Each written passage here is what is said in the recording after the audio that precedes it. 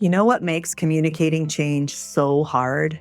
People. Messy, emotional, rational, irrational, very human people. As a leader, you can have the smartest strategy on paper in the world. You can have crystal clear action plans and processes all in place. And still, your change effort will fail if you don't bring other humans along with you on the journey from beginning to end. But you can't afford for that change initiative to fail, right? We have work to do. Change is constant. So let's stay tuned, because in this video, I'm going to walk you through a few absolutely critical tips to communicating change effectively to even the messiest of humans. You'll end this video with actionable tips you can start using today. Are you ready? I assume if you're watching this video, you're a leader, which means you're probably comfortable, or getting there at least, with a major part of the leadership role, defining the strategy. Or if it's not yours to define, at least understanding what your boss or their boss is looking for. You can envision the future and you can translate that into a concrete action plan that your organization will need to follow to get there. Maybe you're great with Gantt charts or spreadsheets. Maybe you can racy with the best of them. Delegating? No problem, you got it. That's a key part of leadership. But the first thing I want to convince you of is that that's only part of your role when you are leading change. You, my friend, are a torchbearer. It's your job as a leader to light the path of change for people, to show them the way that you need them to go. So the people around you can see what you see and want what you want with the same sense of urgency that you do. And you're not done when you've done that. Your job next is to light up the path of change for others. You need to provide clear direction, not only to what tasks they need to perform, but also what beliefs they need to embrace to succeed. You need to keep people continuously aligned, engaged, and courageous during change, especially when the road feels long or rocky or you encounter roadblocks. And you need to shine a light on the wins and the lessons, highlighting the evidence of successes and keeping failures and missteps in perspective. So how do you do this, torchbearer? I can distill it down to one word: empathy. Empathy is the ability to understand the feelings and perspectives of another person. It's like putting yourself in someone else's shoes to comprehend their emotions, their thoughts, their point of view. Empathy is not a soft skill. It's not fluffy. It's not sweet. It's fundamental leadership. It underpins nearly every successful leader's words. Empathy is a crucial tool for building connections with people and fostering trust in and among teams. But let's make this actionable, because a word alone is not going to help you. Let me tell you how you communicate change effectively using empathy. It's a 3-step exploration of what your people really need to hear from you in order to advance stage by stage through a change journey. We're about to walk through a 3-step process you can take anytime you're going to communicate change. So let's take it one step at a time. The first step is to begin by framing your change effort as a journey. It might be a small journey, like we need to implement new data collection step in our sales processes, and this should be super easy. It might be a huge extended journey, like you're overhauling your sales process and installing new data collection software, and it's going to take us 6 months. But every change journey, short or long, is just that, a journey. So to help you complete step 1, we'll provide the frame that you can use for communicating change at work or anywhere. It's called the VentureScape, which Duarte's founder, Nancy Duarte, and her colleague, Patty Sanchez, wrote about in their book on leading change. It's called Illuminate. The VentureScape follows a very familiar shape in the world of business strategy, the S-curve. There's the current state, and then a fall and a rise to a new future state that's ideally better than what was there before. In any change effort, your followers, who, by the way, are the hero of this change story, not you, the leader, will go on a journey with a beginning, a middle, and an end.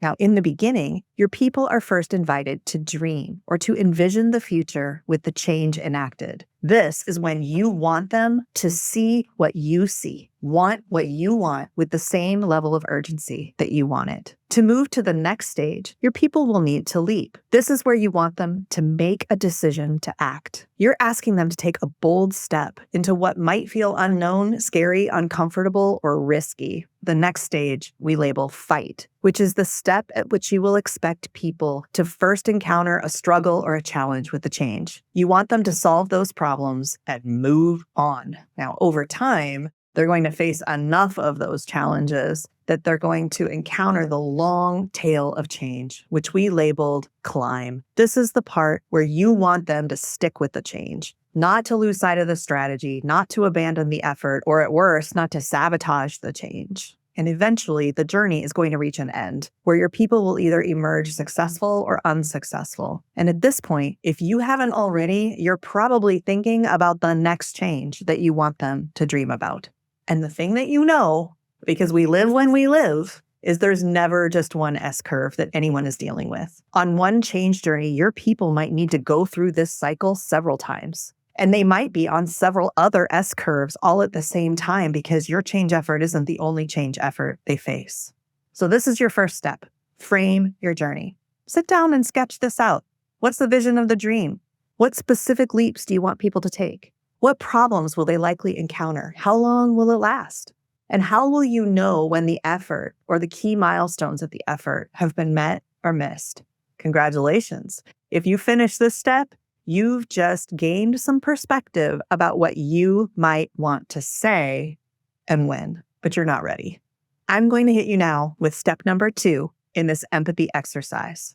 Because if you want to persuade people to enact change, what they need to hear is way more important than what you want to say. I'm going to say it again. What they need to hear is more important than what you want to say. So step number 2 is to reconsider this S-curve from the perspective of your followers, the people that you need to enact the change. This is where empathy comes in. Your mission here is to get into the minds of your team and ask, what are they likely to experience at this stage? At a high level, this might be intuitive, but in case not, let's walk through it and cover the general trends. At the dream stage, your audience likely will need a moment of inspiration. They need to see what you see, but be moved to want it as much as you do, with that same level of urgency. At the leap stage, that's go time. They're making a decision. They're determining whether they're going to act to support this change effort and how. For some, it might be a leap of faith despite doubts or concerns. And for others, it might be a leap of excitement. Either way, at this stage, people's need for information and clarity will rise. What specific actions should they take and how? What are the implications? At the fight stage, people will encounter their first hurdles and they're going to need support to bravely overcome those challenges. They might need a pep talk or assurance that a mistake is okay or a challenge is surmountable. At the climb stage, distinguished by the timing of the fights and the volume of them, people might be growing tired or frustrated or more doubtful or just eager to get to the end. Here, they might be looking for reasons to endure, information or insight that gives them evidence that their effort means something, proof of progress, stories that remind them about the rewards and the payoff of perseverance. At the arrive stage, good or bad, win or lose, people will likely need moments of reflection, an opportunity to be recognized for the strides or achievements they made, to grieve their losses, to celebrate the lessons gained from a mistake, to bask in the glow of a delighted customer or impressive numeric outcomes. Once you've simply moved your mental frame of the S-curve from being about you and what you want to say to being about them and what they will experience, broadly speaking, at each step in the change process. The third step in our empathy exercise is now to think strategically about what your people will need to hear, see, or experience at each stage of your specific journey. Your mission is to get clarity on what needs they will have specifically at each stage so that you can ensure your communication will address it and will resonate. Remember, your job leading change isn't just to talk at people about the what and the why. It's not to explain the change or show them presentations. Your job is to light the path for them, to lead them. So this third step takes some work, but I promise when you start to think this way, every time you think about communicating to someone, it becomes easier. Let's go one question at a time. First, at the dream stage or at any stage you're looking at, what precisely do I want to get them to move from feeling or thinking or doing to feeling or thinking or doing? Be specific and be realistic. For example, if you're preparing to launch an organizational change and you're planning what to say at the dream moment of the kickoff, is it realistic to think I'm going to move them from this is the worst idea ever to, okay, I love it. I'm all in. I trust it's right. I anticipate all the things that could go wrong and I am resolved. And actually, I've already done the first steps. No, there's not a chance. But you might get them to move from this is the worst idea ever to, okay, I'm listening. I see the value. I get why it's important right now. That you could do. So be precise. At LEAP, using my example, you might be inclined to say you want to move them from, I see the value, but I'm skeptical to, I'm committed, all in, boss. Okay, but ask if that's precise enough, realistic. Maybe it's more likely from, okay, I see the value and I'm skeptical to, I commit to going to next week's training and giving this new process a try for a week. At fight, it might be moving from a sense of, I told you this wouldn't work, or a tendency to just want to give up and wait for the next person to vocalize opposition. Maybe you want to move them from there to being willing to raise their hand, ask for help, and power through, and commit to trying it again for another week. You get the idea? Be precise. All right, you've answered that question for each stage. Now, question 2. Why might they not want to do that? Or why might they not be able to do that? What are the rational and credible reasons that they might not be able to advance to the next stage in the journey? At Dream, when you're trying to help them see the vision, you might encounter rational reasons why they wouldn't. Like, I see the vision for other people's work scenario, but I don't know how that applies to my specific situation. Or I see the vision, but it's too much. I'm already overwhelmed. I have no energy for this vision. It might be, yo, my boss has a different vision. Who do I believe? Or it might be, you know what? We've envisioned this before. We've tried it and it's failed. So I don't believe it's attainable. At LEAP, when you're trying to persuade people to commit to the change and take the first steps, they might have rational or credible reasons, like there's no time for it, or I have competing priorities, or I don't have the skill, or it might be an emotional feeling, like a vulnerability. So continue this for each of the stages. Step 3, you're on to the money question. Here, what you want to know is what might they need to see, hear, experience, or overcome in order to move on. Someone who isn't ready to commit to a change because they're overwhelmed needs to hear something very different from someone who isn't ready to commit to the change because they lack the skill. Someone who isn't buying your vision because they're terrified is going to need to hear something quite different than someone who's skeptical because of a past failure.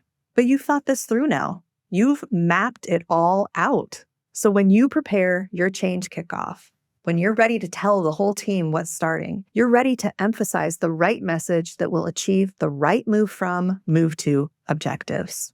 Later, when you explain the action plan and clarify responsibilities, you'll have already thought through the objections and the emotional concerns that people might have, and you'll have messages ready to match.